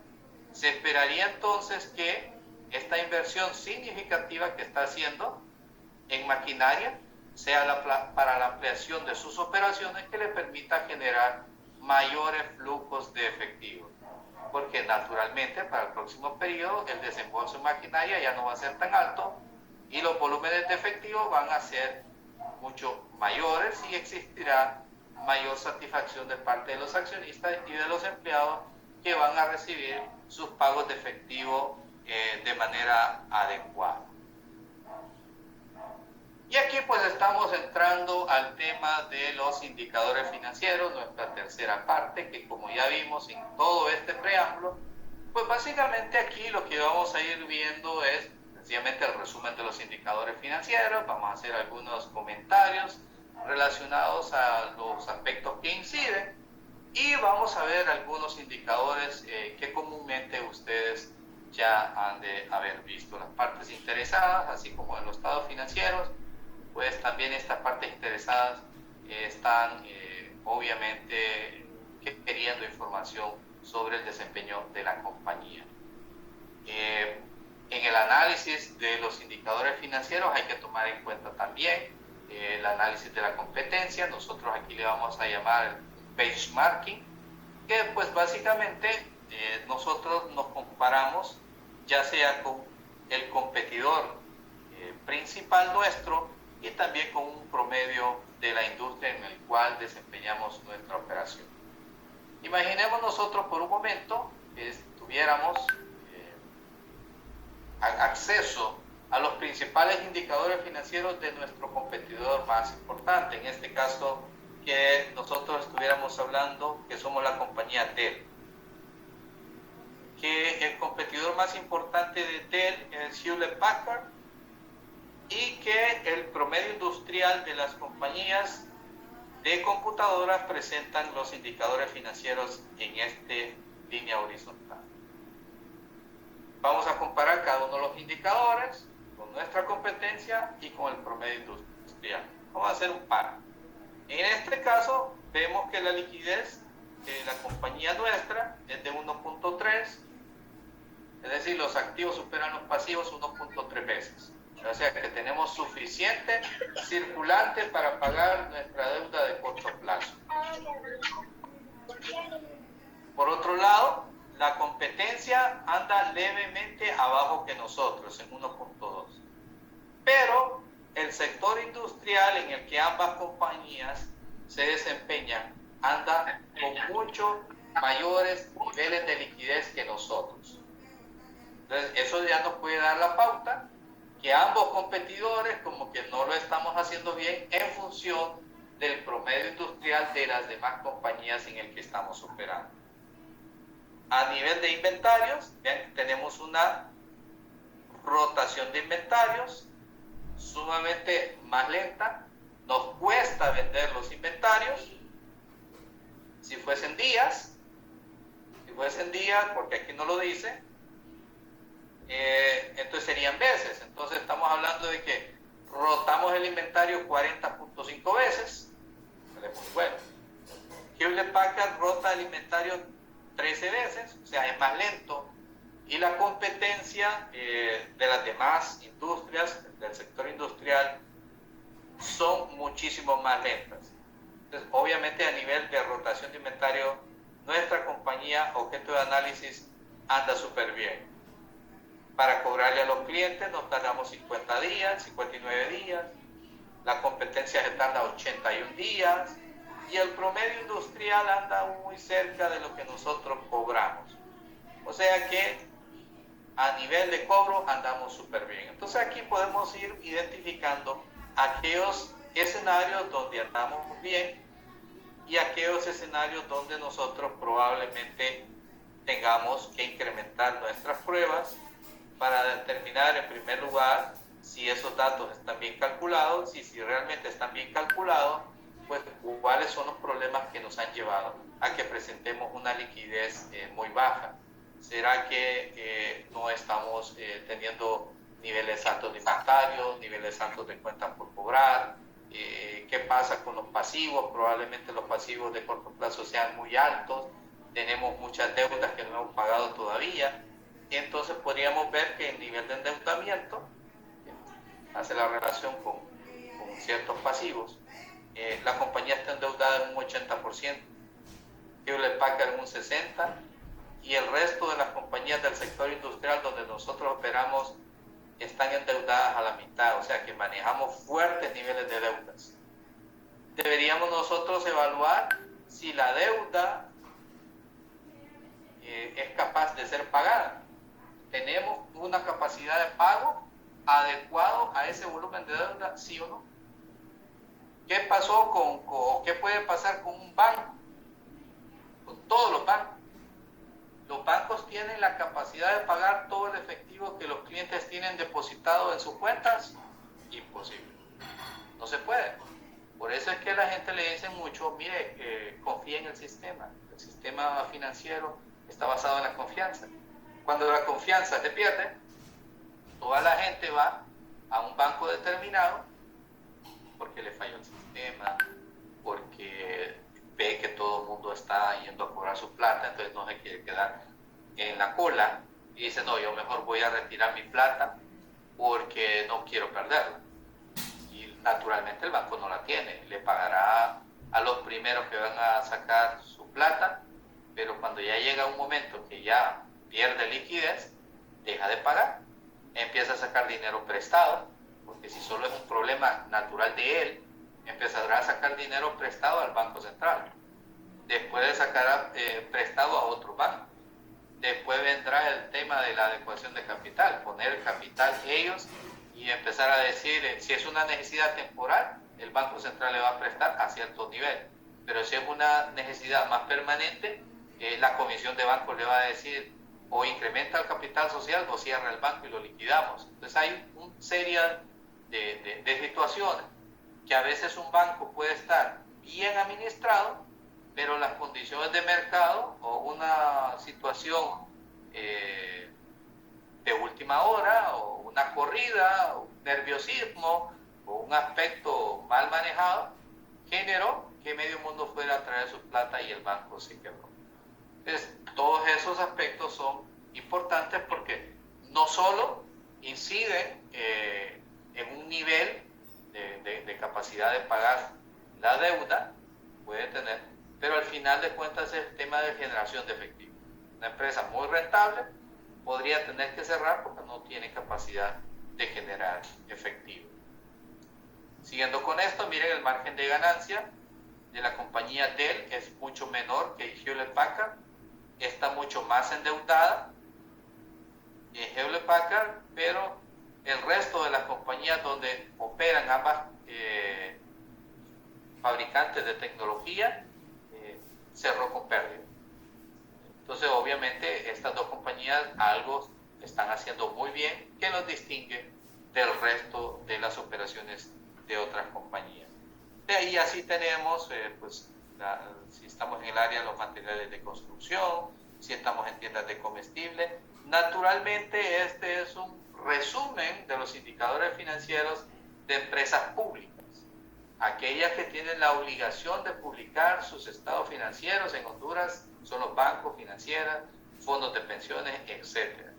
Pero de una compañía privada difícilmente vamos a tener esta información porque es información confidencial. Entonces, de repente tendremos que utilizar algunas otras métricas para establecer más o menos cuántos serían los periodos de cobro, para saber si la competencia anda bien o anda mal. Otros de repente verán lo ven en función del número de salas de venta, en un número estimado de flujo de clientes y así sucesivamente. Entonces, es bien difícil hacer un análisis de la industria en la que estamos operando si somos puras empresas de capital. Bueno, el ejercicio es el mismo que me enseñó en la universidad. Exactamente, Héctor Funes, ese es el mismo ejercicio que le enseñé en la universidad. De hecho, este es el trabajo que estamos haciendo. Listo. Ok. Entonces, en el análisis de series de tiempo, veamos aquí uno que no vimos en la universidad. Estamos evaluando, porque cuando estamos haciendo, ustedes recuerdan en la universidad, les decíamos que cuando estemos evaluando indicadores financieros, nosotros tenemos que tener precauciones para el análisis de indicadores financieros. Una de esas precauciones es que los comportamientos que se separan de una norma o de una tendencia ya establecida pueden ser indicativos de un problema estacional que requiere mayores aspectos de investigación. Por ejemplo, miremos aquí en el periodo antes y post pandemia.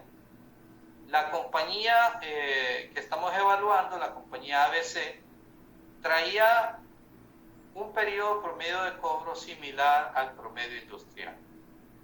Para el año 2019, nadie se imaginaba que había pandemia.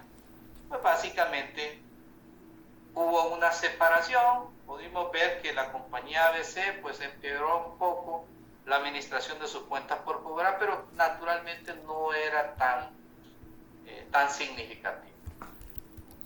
Para todo el mundo empezó y en todo el planeta un caos significativo a nivel de créditos, de pago de deuda o de cobro de deuda. Nadie estaba comprando, nadie estaba vendiendo, el petróleo tenía precios negativos, yo imagino que ustedes saben que es un precio negativo, y básicamente entonces aquí se empezaron a disparar los niveles de periodos promedios de cobro.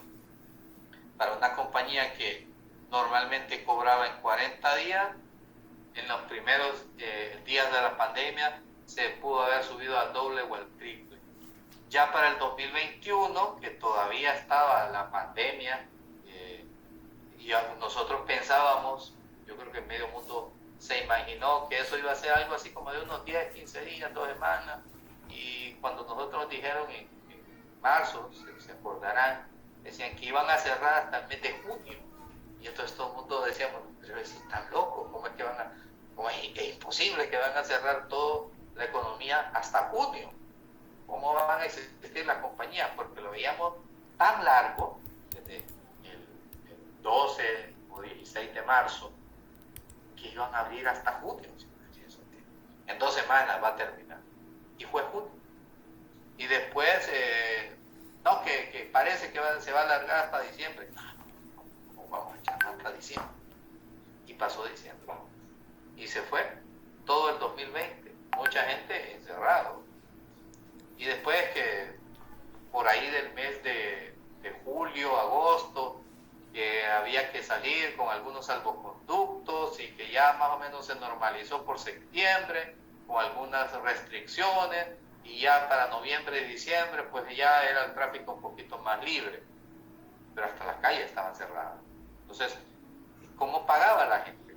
Entonces, este asunto estacional que se dio en los años 2020-2021 le generó muchos problemas a las personas. Entonces, en este indicador podemos ver que ya para la empresa ABC el periodo promedio de cobro se vino recuperando ya para el 2022. Sin embargo, podemos ver que el resto del promedio industrial siempre tuvo un periodo promedio más bajo, o sea, siempre fue más eficiente que la compañía ABC.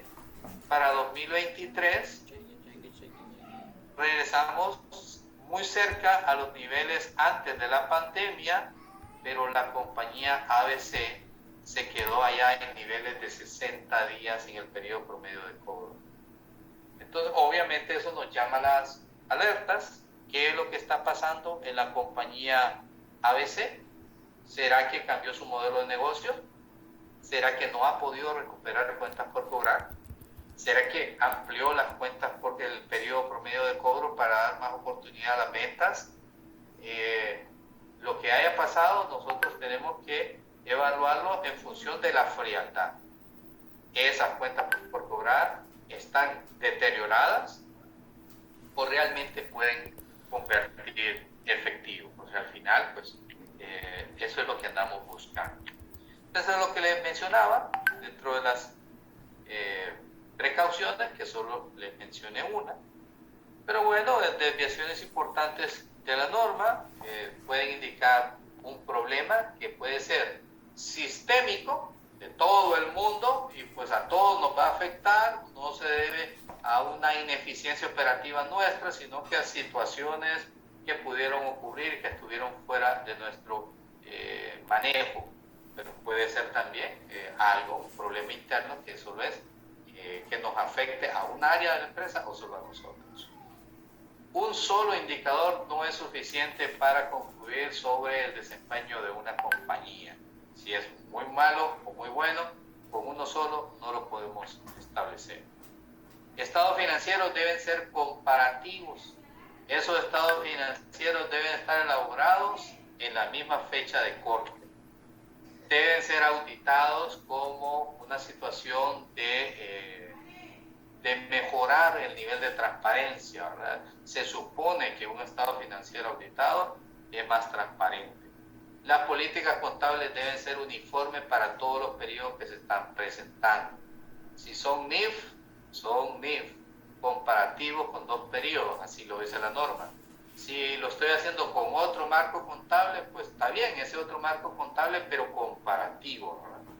No podemos hacer un año de un marco contable y un año del otro marco contable.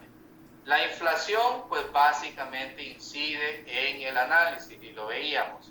Si nosotros no consideramos el tema del papel de la inflación, podríamos decir que nuestra cartera de inversión, imagínense que usted tiene 500 millones de lempiras en certificados de depósitos en diferentes bancos, y la tasa promedio es del 4.20, 4.30, les dije yo, 4.30 más o menos. Pues qué bueno, ganamos el 4.30, excelente.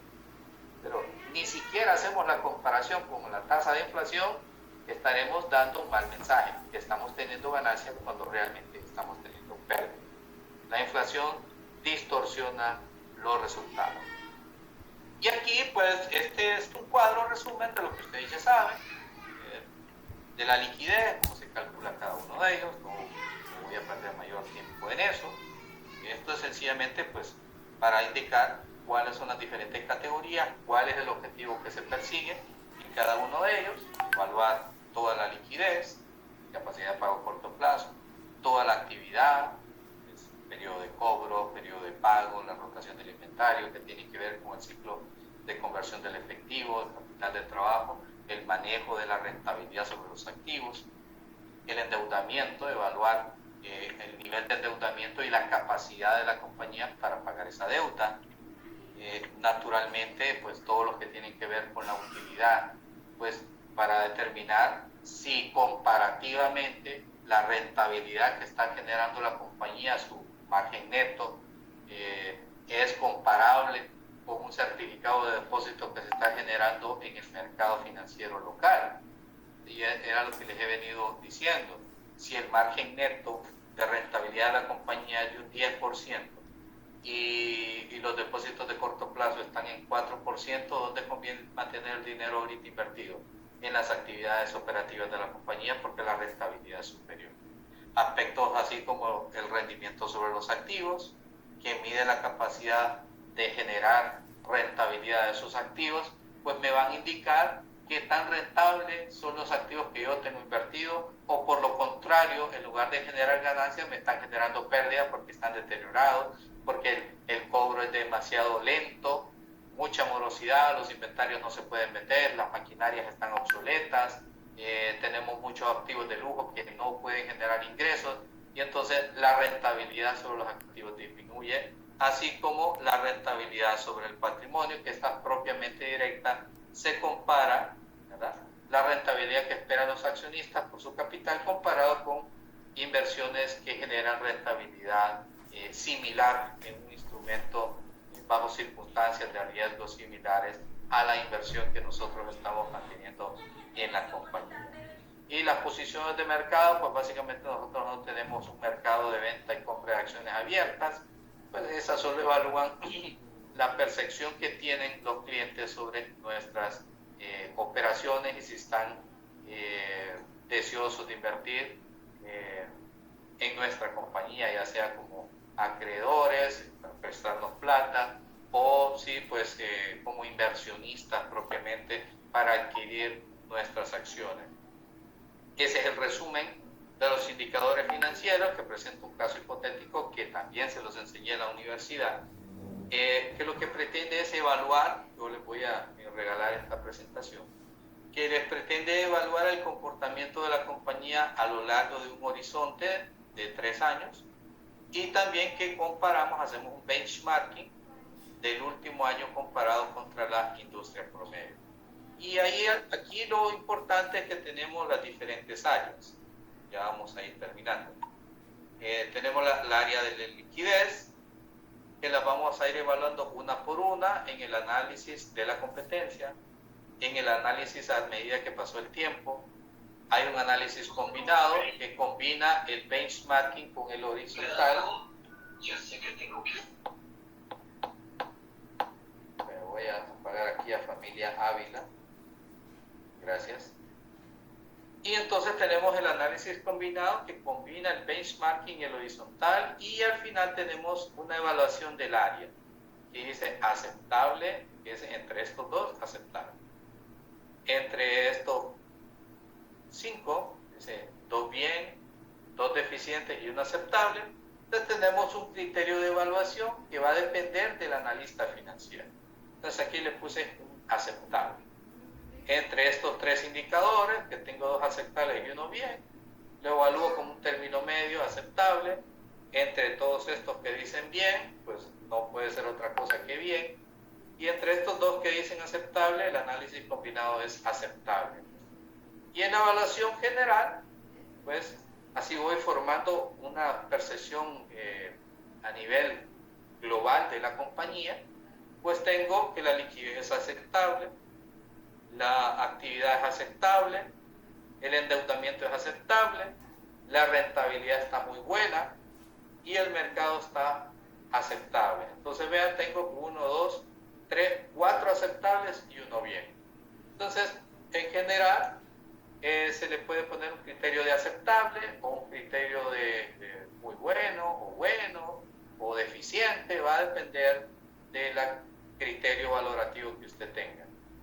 Al final, pues, se hace una especie de redacción que tiene que ver con cada una de las conclusiones que fue tomando uno en cada una de estas áreas, de manera que pretenda resumir lo que se fue considerando para indicar en la carta de los accionistas o en el reporte financiero mensual cuál ha sido el desempeño de la compañía. Estos son los indicadores que comúnmente nosotros vemos en las compañías que normalmente estamos trabajando. Y pues bueno, aquí tendríamos, antes de eso, antes de llegar a las conclusiones y solicitarles sus preguntas, les quería enseñar más o menos una visión de un grupo de indicadores que normalmente en el mismo esquema evalúan las compañías de seguros. ¿Ves?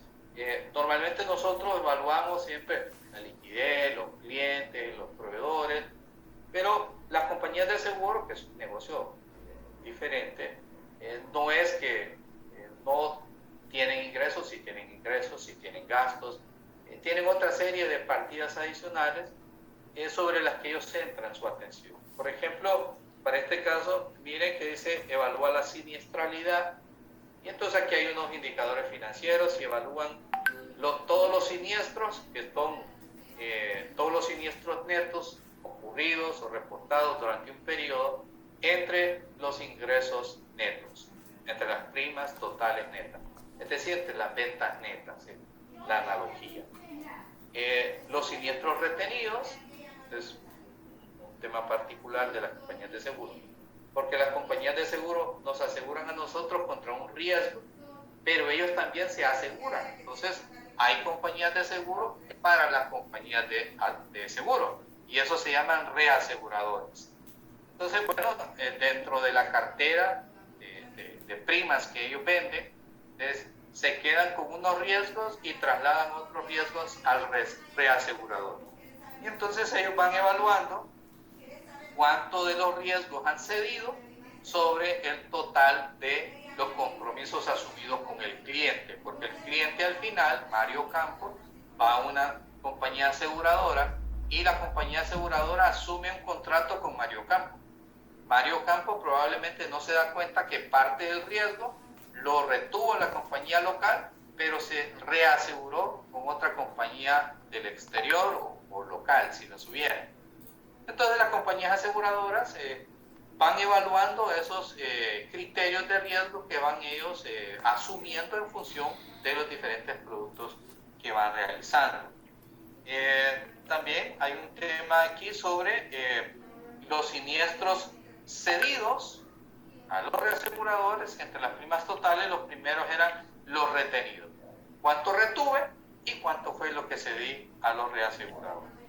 Y voy haciendo un comparativo de las primas netas de la estimación de incobrabilidad, sobre la cartera, sobre los ingresos, cuánto de las primas de los ingresos yo retuve para mí, cuánto los mandé al reasegurador, cuánto compartí de mis ingresos y se los trasladé a él, porque si le estoy trasladando riesgos, también estoy trasladando ingresos. Es como un reaseguro en paralelo, compartimos el negocio y compartimos el riesgo. Se miden indicadores, cuánto representa el porcentaje del gasto administrativo sobre los ingresos totales, otros gastos técnicos diversos relacionados contra los ingresos netos, que eso es una parte también de diferentes criterios que se utilizan para evaluar el desempeño de las compañías de seguro. Evalúan también la rentabilidad, la utilidad neta, el ratio combinado, que es un indicador propio de ellos, que evalúa en general la porción total de los gastos técnicos que inciden sobre las primas. Es como decir, la utilidad operativa, entre comillas, no es tan sencillo, pero es algo similar. Evalúan el ROE, evalúan el ROA, rendimiento sobre los activos, rendimiento sobre los patrimonios. Entonces tienen términos un poco diferentes, pero en síntesis es la misma esencia. Hacen un análisis de las inversiones. Por ejemplo, vean que aquí dice rendimiento por medio de la cartera de inversiones comparado contra el índice de la inflación, y aquí es donde presentamos la rentabilidad negativa. La rentabilidad de las inversiones ni siquiera recupera la inversión. Ahí aquí vamos viendo aspectos de solvencia, ¿verdad? Suficiencia o insuficiencia patrimonial, cuánto patrimonio tenemos para cubrir todas las reservas técnicas, que son básicamente los pasivos que se han constituido para sufragar los riesgos que probablemente se materialicen o probablemente no se materialicen. Y ahí se va generando una limpieza de los gastos que voy registrando para reconocer un riesgo, pero en la medida que se venció la prima y no se materializó el riesgo, entonces yo voy liberando esas reservas, las voy dando de bajas y las voy llevando al ingreso, pero en la medida de que esa prima ya venció y el riesgo no existe la posibilidad de que yo vaya a tener que hacer un desembolso sobre un derecho que ya venció. Entonces es diferente el tema de la contabilidad comercial o industrial, que normalmente a nosotros se nos menciona, pero solo se los traía aquí para que vean que existe otro juego de indicadores en función de otro sector industrial, en función de las características y expectativas de los negocios que cada uno de ellos tiene. Entonces esta es la parte final que les quería mencionar sobre este otro juego de indicadores que se presentan en la pantalla. Entonces, a medida de conclusión, quería yo saber si tienen alguna consulta, algún comentario en particular.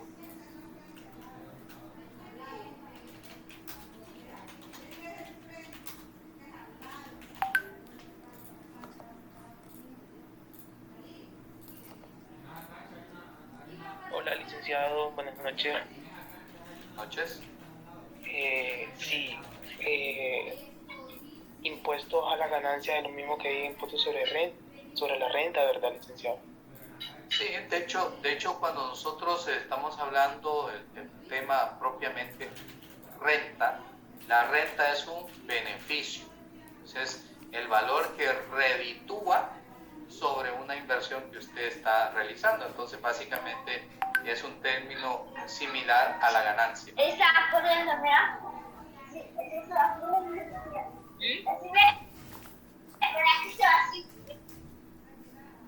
Ok, otra pregunta, licenciado.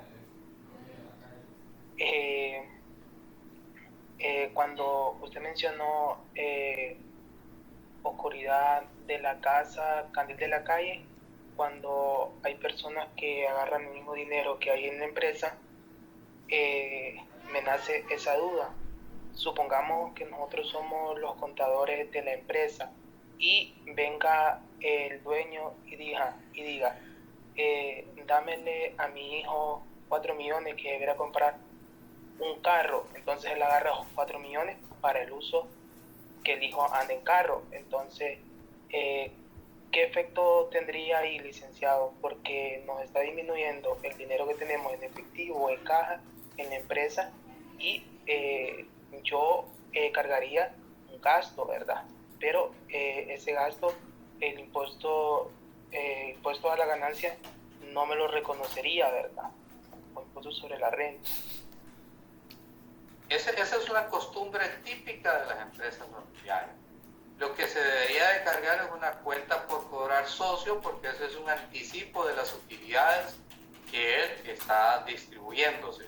Entonces, es un carro que es no para la gestión del negocio, aunque la mayoría de las empresas familiares lo que hacen es dámele 4 millones, te van a traer la factura, el carro va a aparecer, lo va a dar mi hijo, pero va a estar a nombre de la compañía. Lo vamos a poner aquí como vehículo de gerencia. Entonces me lo pones como propiedad, planta y equipo, me lo deprecias, te va a afectar el flujo de efectivo, pero te van a aceptar el cargo por depreciación porque no lo vas a cargar al gasto y tampoco me lo vas a poner a mí a cobrar mis dividendos. O sea, ese sería el sentido más o menos lógico, más o menos coherente desde el punto de vista fiscal, para no afectarle las utilidades al socio. Sabemos que eso no debería de hacerse porque eso sencillamente es tomar dinero para recibir un beneficio de ellos, que es la gestión del negocio, para comprarse un carro. Pero eso lo hace Mundo y Raimundo. Tendría que el SAR ser muy fino para identificar, hacer un inventario de todo lo que está a nivel de ciertos activos especializados para ver si están siendo utilizados en la gestión del negocio o no. ¿Es un delito tributario? Sí. Si lo agarra el SAR es un problema. Ahora, ¿lo puedo llevar al gasto? Le van a pegar con un martillo en la cabeza y le van a decir, claro que no me lo vas a cargar al gasto porque el SAR, estoy hablando del SAR, porque es un carro. Además, no es que los carros son como esta calculadora, la que tengo aquí, que apenas se ve, que probablemente hoy te dure, mañana no. Ese carro te va a durar 5, 6, 7, 10 años. Entonces, de entrada no me lo puede cargar al gasto. El dueño de la compañía probablemente le diga al contador, cárguelo al gasto para rebajar el pago de impuestos, porque él está pensando en función de contabilidad de impuestos, pagar la menor cantidad de impuestos, aunque él mismo se está metiendo la soga al cuello porque le va a haber una distorsión significativa de la utilidad, distorsión en el pago de los impuestos, inmediatamente le va a caer el SAR y le van a hacer una auditoría, lo van a encontrar. Lo triste es que también se va a ir el contador porque de acuerdo al Código Tributario, el contador también es responsable y lo meten preso por arriba de una defraudación alrededor de 150,000 lempiras más o menos. Entonces, esa es la parte injusta porque el contador realmente no es el dueño de la contabilidad es del dueño. A nivel financiero, pues entonces usted va a tener un flujo de efectivo que va a salir, pero que no va a representar ingresos porque el carro lo va a andar el hijo del dueño.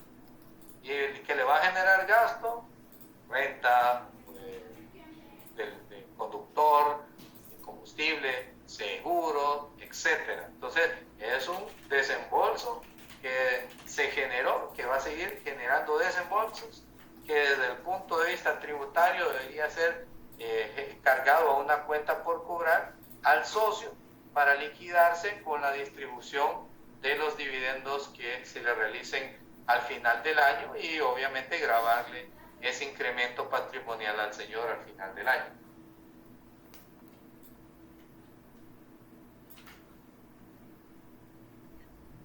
Ok, muchas gracias. Y licenciado, cuando hablamos de ratio, yo he visto en las páginas de contabilidad que hay como una fórmula que dice mis activos no corrientes más mis activos corrientes entre mis pasivos no corrientes más pasivos corrientes. Entonces eso le va a dar un resultado, ¿verdad? Y ese resultado se usa para un indicador. No sé si por ahí va. Por ahí va, en esta tablita que yo les voy a compartir, que se la voy a mandar al colegio y el colegio pues lo único que tendría que hacer es enviárselas a ustedes. Aquí van todas las fórmulas. Un ratio es un indicador, un índice financiero, diferentes formas de decir. Alguien le puede decir razón financiera, otro le puede decir ratio, otro le puede decir rate, que es de tasa, y de repente por ahí el término de ratio, de rate, indicador o índice. Entonces aquí, pues usted mencionó el de la liquidez corriente, que dice activo corriente, apenas se puede ver, activo corriente entre pasivo corriente. La razón rápida y así van cada uno de esos indicadores mostrados por las diferentes áreas de actividad. Yo lo oculté con el propósito de que la pantalla se pudiera ver en la presentación, pero ahí está oculto, ahí se puede ver.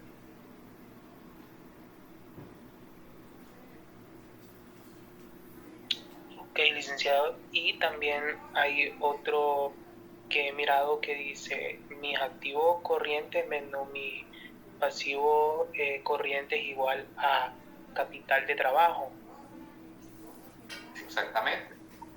El activo corriente menos el pasivo corriente es el capital del trabajo. Es el monto de la inversión que la empresa realiza en su columna vertebral de operaciones. Los activos corrientes, por un lado, los más representativos, efectivos, cuentas por cobrar, inventario y algunas inversiones de corto plazo.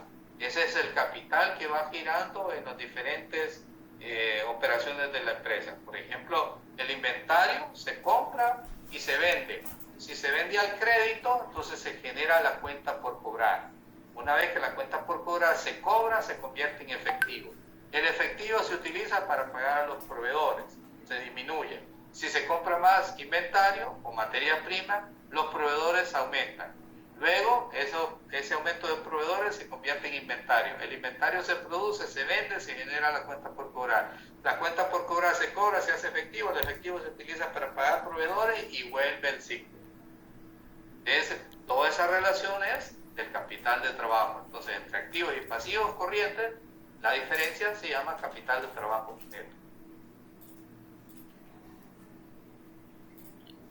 Muchísimas gracias, licenciado. La orden. Bueno, son las 7:03, no quiero tomarles más tiempo, yo podría estar aquí, pero quiero ser respetuoso con el horario de ustedes, entonces no sé si el Colegio de Contadores tendrá algo para decir. Buenas noches, Liz. Pues solamente agradecerle de parte de la Junta Directiva y a la Administración del Colegio por ese valioso aporte que usted nos ha impartido el día de hoy para el gremio, ya que ha sido un tema de mucho interés para cada uno de los presentes, y pues nada más que agradecerle y esperamos tenerlo en próximas capacitaciones. Ok, gracias a todos. Yo el compromiso que quedo es que le voy a mandar al COPUC la presentación, esta hojita de indicadores. De repente ustedes tienen otra mejor que esa, o de repente alguien no la tiene, la puedo utilizar de referencia.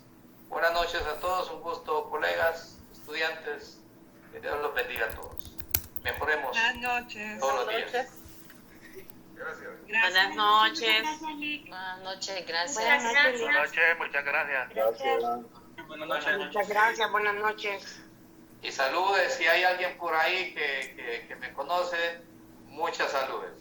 Gracias, buenas Lick. noches. Buenas noches. Buenas noches, Lick. Gracias, Lick. Buenas noches. Buenas noches a todos aquí desde la playa. Gracias. Ya está en modo verano, Lick. En modo verano ya. Sí. Buenas noches. Disfrutando. Buenas noches, Lick. Un placer volver a escuchar una de sus clases. Bueno, te agradezco.